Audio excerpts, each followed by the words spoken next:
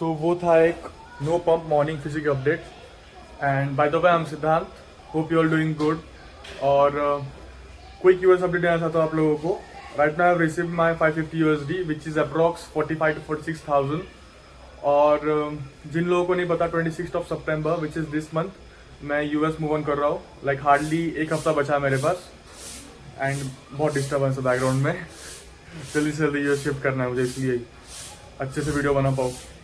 And वही है. And आज के टॉपिक पे आते हैं. आज का टॉपिक होने वाला है how to achieve that aesthetic physique. अंदर जाके बात करते हैं. बैकग्राउंड में बहुत ज़्यादा ही डिस्टर्बेंस आ रहा है. सो फर्स्ट पॉइंट ये रहेगा कि आपका विजन क्लियर और रियलिस्टिक होना चाहिए. जैसे कि अगर क्लियर विजन की बात की तो सपोज आपको 8 kg of weight put on करना है, तो आप ऐसा सोचो कि मुझे 6 months में 8 kg of muscle put on करना है, ना कि 2 महीने में या 3 महीने में. अभी 6 months का टारगेट रखा है तो हम लोग हर महीने 2 kg ऑफ मसल मास या फिर वेट इंक्रीज करेंगे. सो उससे हुआ क्या कि आपको पता है कि मुझे हर मंथ में कितना कैलोरीज खाना है और कितना मेरा वेट बढ़ना चाहिए. अगर उससे कम बढ़ रहा है तो आप थोड़ी कैलोरीज इंक्रीज कर सकते हो. अगर बहुत ज़्यादा ही बढ़ रहा है तो आप कैलोरीज थोड़ी कम कर सकते हो. एंड रियलिस्टिक गोल से मेरा मतलब ये है कि अगर आप सोशल मीडिया पे देखते हो, स्क्रॉल करते हो, तो बहुत सारी अच्छी अच्छी फिजिक्स दिख के आती है, बट बिहाइंड द स्क्रीन आपको पता नहीं है कि वो फिजिक नेचुरल है या इनहेंस्ड है. ऑल रिस्पेक्ट, मैं ऐसा किसी का ये नहीं कर रहा हूँ कि जो लाइक इनहेंस्ड है वो ये नहीं है, लाइक हार्ड वर्क नहीं है. एग्रीड, सबका हार्डवर्क होता है, बट अगर आप नेचुरली उनके फिजिक माने जाओगे तो ऑफकोर्स आप ही डिमोटिवेट हो जाओगे. सेकंड पॉइंट इज कि आपको अपना मेंटेनेंस कैलोरीज और बॉडी फैट परसेंटेज पता होना चाहिए. ये आप पता कर सकते हो अपने, अगर आपके जिम में BMI मशीन है तो उससे भी पता कर सकते हो. अगर आपको अपनी मेंटेनेंस कैलोरीज पता करनी है तो मैं मेंटेनेंस कैलोरीज कैलकुलेटर डिस्क्रिप्शन में उसका लिंक लगा दूंगा, आप चेकआउट कर सकते हो. एंड बॉडी फैट परसेंटेज पता क्यों करना है? क्योंकि आपको अपना बॉडी फैट अगर कम है, सिंगल डिजिट है, स्किनी हो, तो आप वेट पुट ऑन करके 12 to 15 के बीच में आ जाओ. अगर आपका वेट अगर आपका बॉडी फैट परसेंटेज ज़्यादा है, डैट इज़ अगर समझो 20% 25% है, तो आप क्या करोगे, कट डाउन करके 12 to 15 के बीच में आओगे. एंड ये कंसेप्ट भूल जाओ कि मैं बल्क करके ज़्यादा मसल मास पुट ऑन कर सकता हूँ. नो, 15% पे रह के भी आपका अच्छा खासा मसल मास पुट ऑन हो सकता है. फालतू में ज़्यादा कैलोरीज बढ़ा के अपना इंसुलिन स्पाइक करने की ज़रूरत नहीं है. एंड शुगर लेवल भी उससे बढ़ते हैं. तो हेल्दी ऑप्शन यही रहेगा कि 15% पे आओ, अच्छा खासा मसल पुट ऑन करो. अगर आपको अच्छे अच्छे फोटोज शूट करना है, कुछ करना है, तो क्या करना है, बस थोड़ा सा कट ले लो, विच इज़ लाइक 15 से फिर से 11 to 12 के बीच में आ जाओ.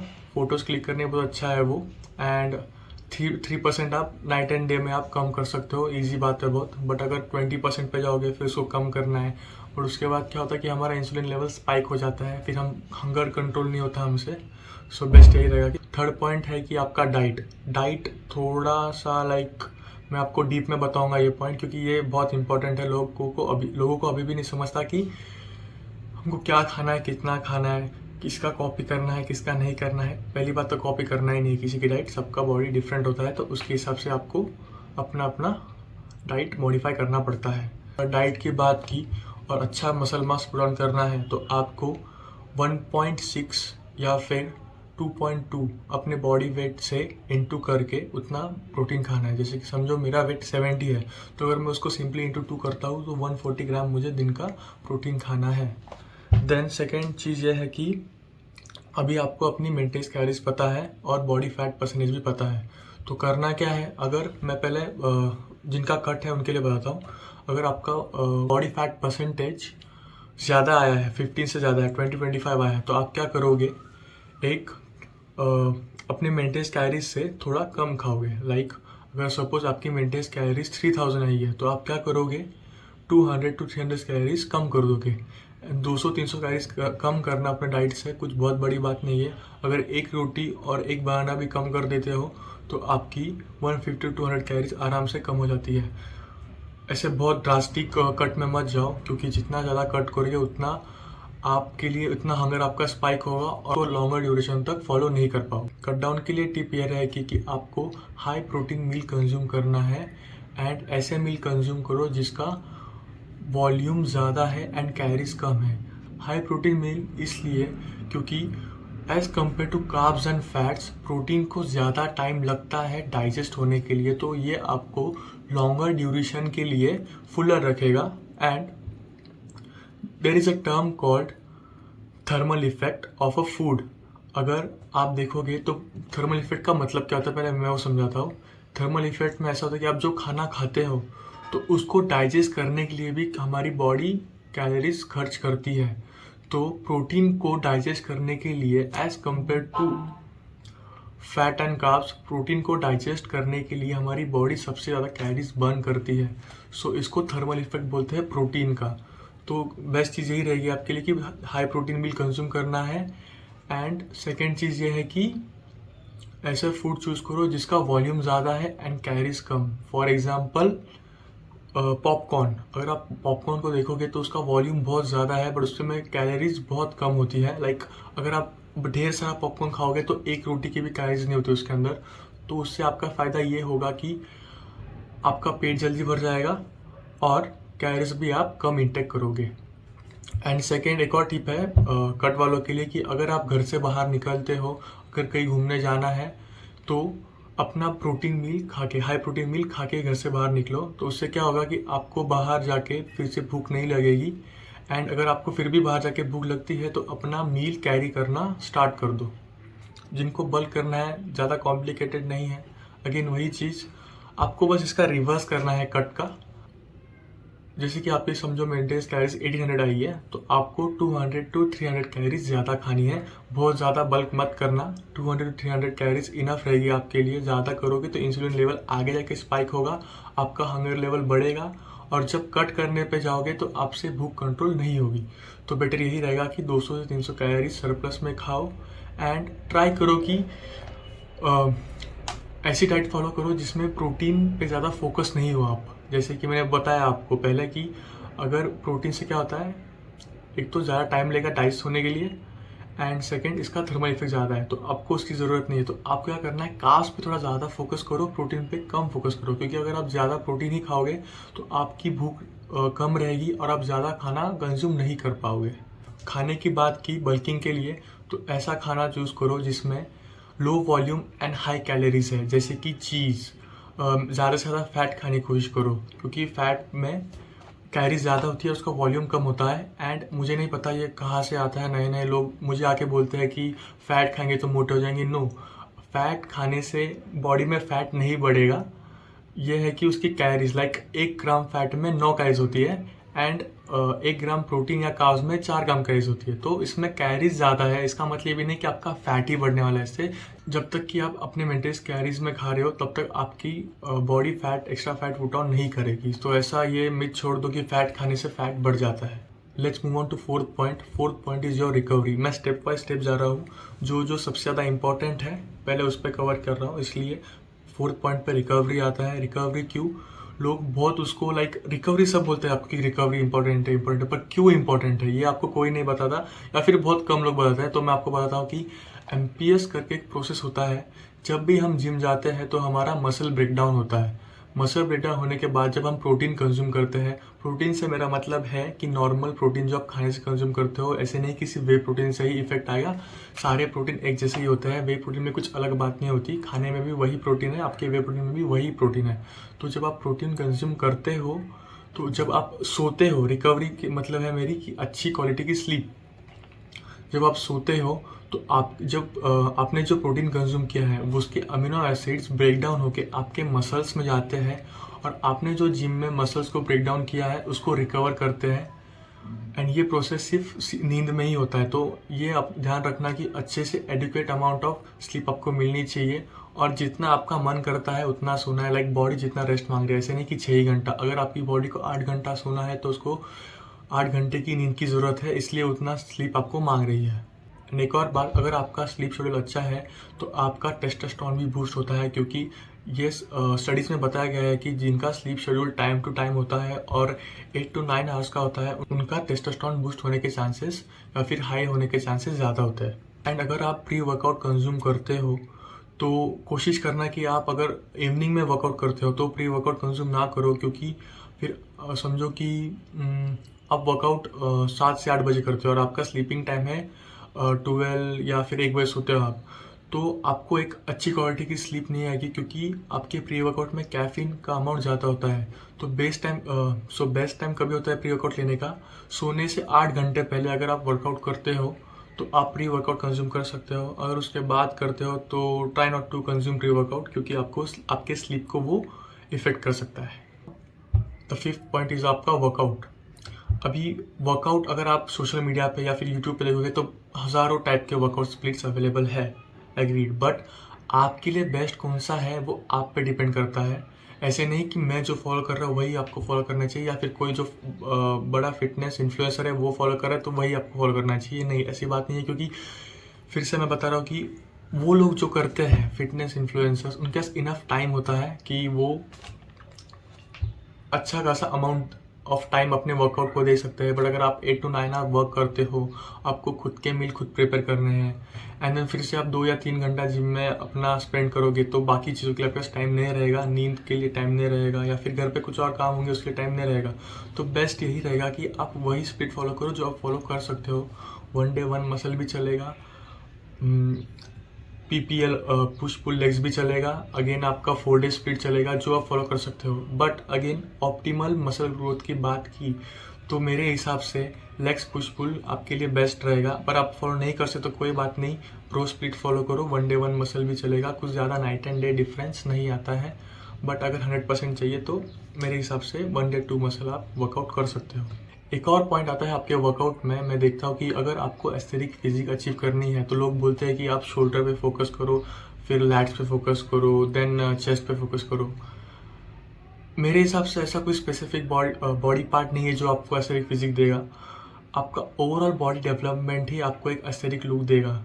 क्योंकि अगर समझो अगर आपके लेग्स डेवलप नहीं है, बट अगर लेग्स आपके डेवलप नहीं है तो आपका कमर छोटा नहीं दिखेगा। हमको एक इल्यूजन देना है कि आपका वेस्ट छोटा है। तो अगर आपके लेग्स अच्छे से डेवलप है तो वो एक इल्यूजन क्रिएट करें कि आपकी वेस्ट छोटी है। अगर आपके लैट्स अच्छे से डेवलप है तो फिर से वो एक इल्यूजन क्रिएट करें कि आपकी वेस्ट छोटी है, बट उसके लिए भी आपका बॉडी फैट परसेंटेज 12 to 15 के बीच में होना चाहिए। अगर उससे ज़्यादा है तो ऑफकोर्स आपका ये वेस्ट बड़ा रहेगा और वो इल्यूजन क्रिएट नहीं होगा, स्मॉल वेस्ट बिग शोल्डर वाला। तो आपका हर बॉडी पार्ट इंपॉर्टेंट है, लेग से लेके shoulder, lats, bicep, tricep, everything is important. सब कुछ ट्रेन करना है। किसी मसल को ऐसे लाइक अंडर ट्रेन मत करो या फिर किसी मसल को ओवर ट्रेन मत करो। अब बात करते हैं कि वर्कआउट कौन सा करना है, हम आइसोलेट मूवमेंट करें या कंपाउंड मूवमेंट करें। इन माई ओपिनियन आपको जो पसंद है वो करो, जिसको आप फॉलो कर सकते हो उसको फॉलो करो।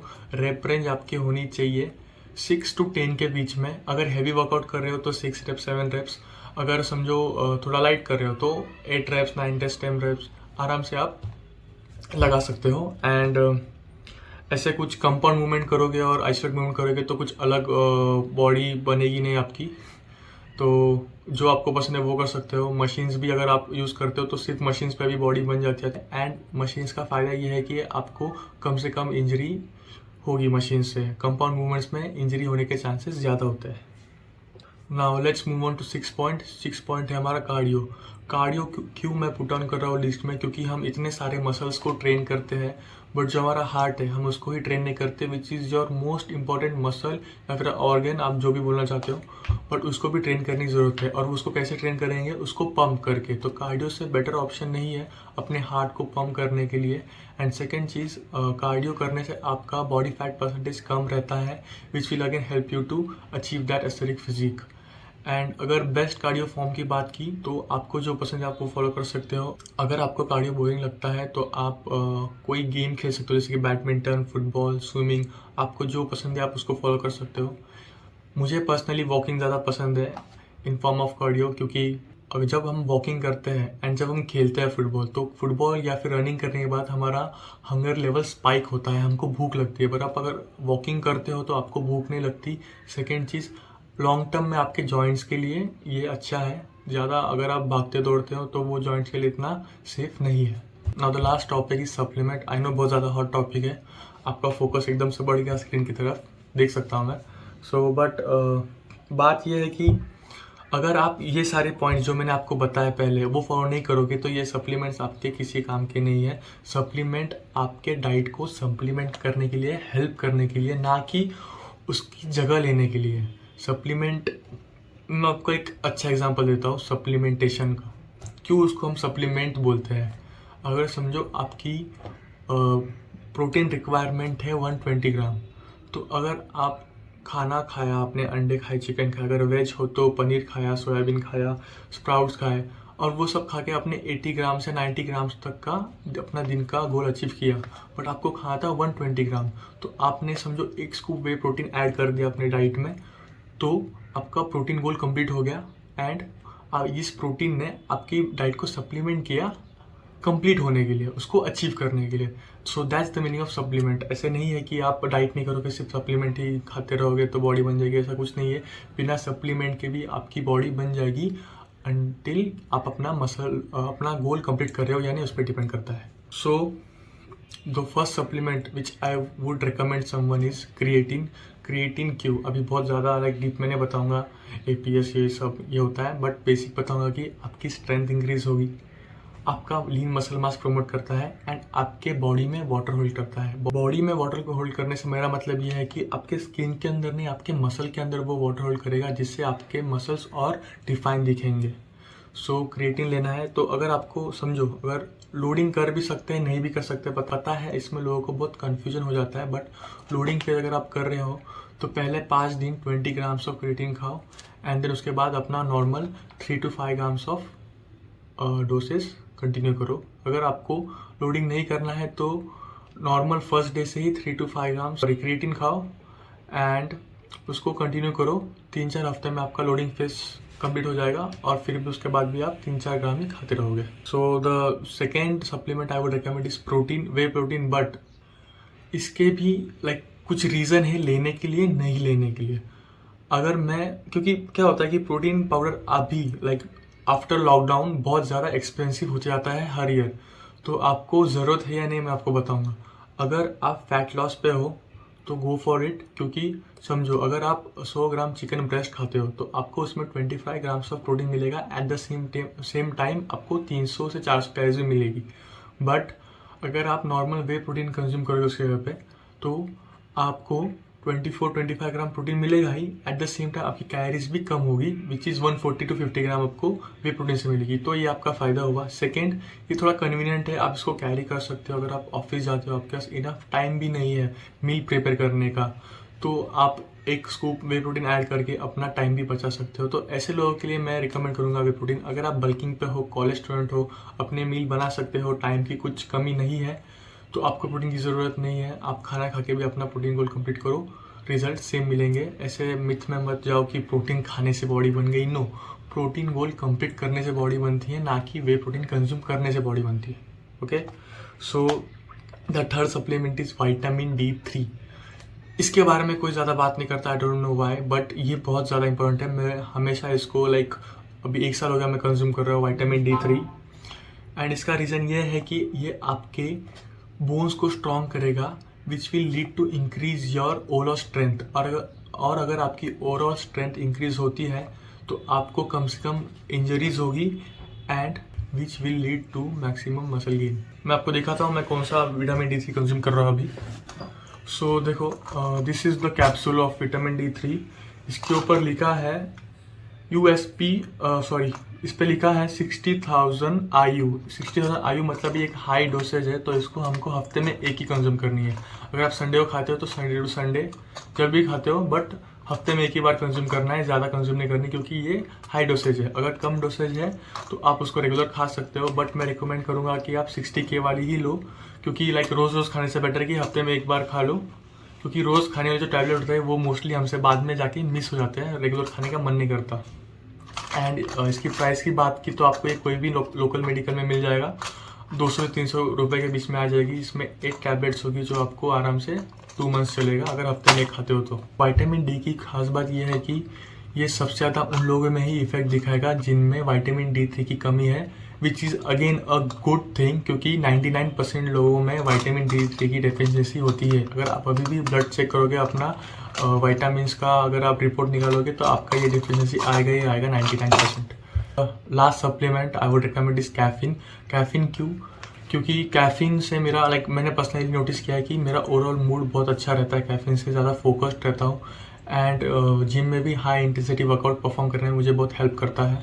सो कैफीन आपको कंज्यूम करना चाहिए, बट कब कंज्यूम करना चाहिए? वर्कआउट के 15 to 20 मिनट्स पहले कंज्यूम करो, क्योंकि ज़्यादा कैफीन कंज्यूम करोगे तो आपको मे बी एक्ने आ सकते हैं, आपके स्किन के लिए ज़्यादा अच्छा नहीं है, एंड आप उसके ऊपर बहुत डिपेंड हो जाते हो। तो मैं बोलूँगा कि दिन भर सुबह उठ के कैफीन, दोपहर में कैफीन, ऐसा नहीं, बस वर्कआउट से 20 to 30 मिनट्स पहले आप कंज्यूम करो, वर्कआउट परफॉर्म हो जाएगा अच्छा, एंड देन वापस कंज्यूम करने की ज़रूरत नहीं है पूरे दिन में।